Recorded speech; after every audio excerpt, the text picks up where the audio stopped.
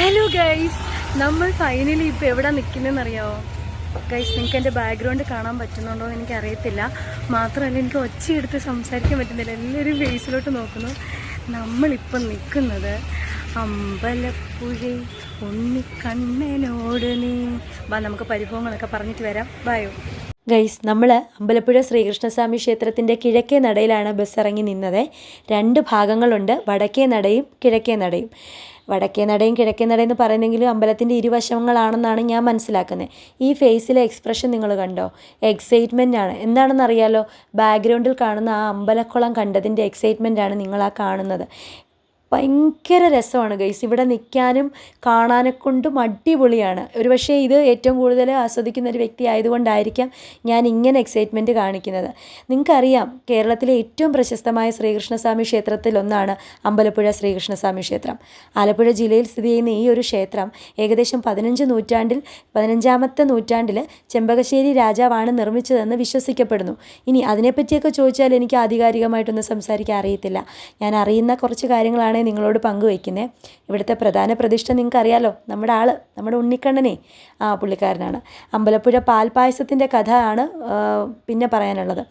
അതാണല്ലോ നമ്മൾ അമ്പലപ്പുഴ എന്ന് പറയുമ്പോൾ നമ്മുടെ മനസ്സിൽ വരുന്നത് അമ്പലപ്പുഴ പാൽപ്പായസമാണ്. അത് ശരിക്കും പറഞ്ഞാൽ അതൊരു ശ്രീകൃഷ്ണനാണ് വയോധികൻ്റെ വേഷത്തിൽ രാജാവിനോട് ചതുരംഗം കളിച്ചതുമായി ബന്ധപ്പെട്ട് എന്തോ ഐതിഹ്യം അതിൻ്റെ പിന്നിലുണ്ട്. നമുക്ക് വേണമെങ്കിൽ ഒരു ഷോർട്ട് വീഡിയോ അതിൻ്റെ ഐതിഹ്യം പറഞ്ഞ് പിന്നീട് ഇടാം കേട്ടോ. നിങ്ങൾ ഇവിടുത്തെ തിരക്ക് കണ്ടോ ഗൈസ്? പലരുടെയും വീഡിയോ കണ്ടിട്ട് ഞാൻ പല വീഡിയോസും ഇൻസ്റ്റയിലും യൂട്യൂബിലൊക്കെ കണ്ടുകൊണ്ട് വളരെ ശാന്തമായ അന്തരീക്ഷത്തിൽ കിടക്കുന്ന അമ്പലത്തെയാണ് ഞാൻ കണ്ടിട്ടുള്ളത്. അത് കണ്ടിട്ടാണ് ഞാൻ അവിടെ ചെന്നത്. അങ്ങനെ ആയിരിക്കാം, എനിക്കറിയാം അത്യാവശ്യം നല്ല തിരക്കുള്ള ക്ഷേത്രമാണെന്ന്. പക്ഷെ എന്നാൽ പോലും ഒരല്പസ്വല്പമെങ്കിലും തിരക്ക് കുറഞ്ഞൊക്കെ ഇരിക്കുമെന്ന് ഞാൻ പ്രതീക്ഷിച്ചു. കാരണം ഞാൻ റീലിൽ കണ്ടത് വെച്ചിട്ടാണ് അങ്ങനെ മനസ്സിൽ കരുതിയത്. പക്ഷെ അവിടെ ചെന്നപ്പം എൻ്റെ പൊന്നോ, കാല് കുത്താൻ സ്ഥലമില്ല ഗൈസ്. ഈ എല്ലായിടവും എവിടെ തിരിഞ്ഞാലും ക്യൂ ആണ് ഗൈസ്, എവിടെ തിരിഞ്ഞാലും. പിന്നെ നമ്മൾ തൃക്കൈവെണ്ണ എഴുതിച്ചിട്ടുണ്ടായിരുന്നു. പിന്നെ തൃക്കൈവെണ്ണയോടൊപ്പം തന്നെ ഒരു താലത്തിലാണെങ്കിൽ ഈ ഒരു താമരപ്പൂവും തുളസിമാലയും കണ്ണനെ സമർപ്പിക്കാനായിട്ടും വാങ്ങിച്ചിട്ടുണ്ടായിരുന്നു. പിന്നെ നമ്മൾ കുറച്ച് അർച്ചന എഴുതിയായിരുന്നു. ഈ ഒരു സംഭവം നിങ്ങൾ കണ്ടോ? ഞാൻ പാൽപ്പായസത്തിൻ്റെ ക്യൂവിൽ പോയിട്ട് ചമ്മി നാറി തിരിച്ചു വരുന്നത് നിങ്ങൾ കാണുന്നത്. പാൽപ്പായസത്തിൻ്റെ ക്യൂ ആണ് നിങ്ങൾ കാണുന്നത്. ആ ക്യൂ മുക്കാൽ ഭാഗം നിന്ന് പകുതിയിലോട്ട് കടക്കാൻ തുടങ്ങുമ്പോഴാണ് അത് തീർന്നു പോയെന്നറിഞ്ഞത് ഗൈസ്.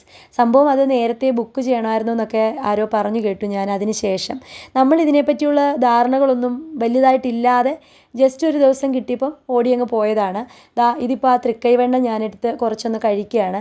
ഇത് കഴിക്കുന്ന കാണുമ്പം സാധാരണ എല്ലാ റീലിലും ഭയങ്കര രുചിയോടെയും ടേസ്റ്റോടെയും ആസ്വദിച്ച ആളുകൾ കഴിക്കുന്നതാണ് ഞാൻ കണ്ടിട്ടുള്ളത്. പക്ഷേ നിങ്ങളൊരു കാര്യം മനസ്സിലാക്കുക, എനിക്ക് ഈ വെണ്ണ, നെയ്യ്, പാലിൻ്റെ പ്രോഡക്റ്റുകളൊന്നും ഇഷ്ടമല്ല. അപ്പം എന്നിട്ടും അതൊരു പ്രസാദം ആയതുകൊണ്ട് മാത്രം അത് ഞാൻ കഴിക്കുകയും പിന്നെ നമ്മുടെ വീഡിയോയ്ക്ക് വേണമല്ലോ അതിന് വേണ്ടിയിട്ട് കഴിച്ചതാണ്. പക്ഷേ എനിക്ക് നെയ്യുടെ ടേസ്റ്റ്, വെണ്ണയുടെ ടേസ്റ്റ് ഒന്നും ഇഷ്ടമല്ല. പക്ഷേ ഇത് ഇഷ്ടപ്പെടുന്ന ഒരുപാട് പേർക്ക് ഇത് ഭയങ്കര ഇഷ്ടമായിരിക്കും കേട്ടോ. അത് കഴിഞ്ഞിട്ട് നമ്മൾ അവിടെ ആൽത്തറയിൽ കുറച്ച് സമയം ഇരുന്നു.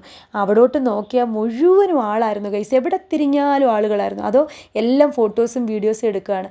ഇത് നമ്മുടെ ആ വടക്കേ നടാന്ന് ഞാൻ പറഞ്ഞില്ലേ, ആ ഭാഗത്തേക്ക് നമ്മൾ ചെറുതായിട്ടൊന്ന് നടന്നു പോയേ. അവിടെ എന്താണ് സംഭവം എന്നൊക്കെ അറിയാൻ. എല്ലാ ഭാഗവും നമ്മൾ കവർ ചെയ്തോന്ന് ചോദിച്ചാൽ ഇല്ല, ഭയങ്കര വെയിലും ചൂടും ഉണ്ടായിരുന്നു.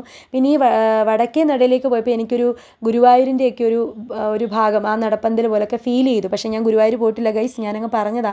നമ്മൾ ഈ വീഡിയോസിലൊക്കെ കണ്ടിട്ടേ ഈ ഒരു ഭാഗമൊക്കെ കാണാൻ നല്ല ഭംഗിയാണ് ഗൈസ്. പക്ഷേ സംഭവം എന്താ വെച്ചാൽ എല്ലായിടും ഇങ്ങനെ നല്ല തിരക്കാണ്. പിന്നെ ആകെ ഒരു ആശ്വാസം എന്താ വെച്ചാൽ എല്ലാവരും അവരവരുടെ കാര്യങ്ങളിൽ വീഡിയോസ് എടുക്കാനും ഫോട്ടോസ് എടുക്കാനും ഒക്കെ എല്ലാവരും ഇങ്ങനെ നിൽക്കുന്നത് നമുക്ക് കാണാൻ പറ്റും.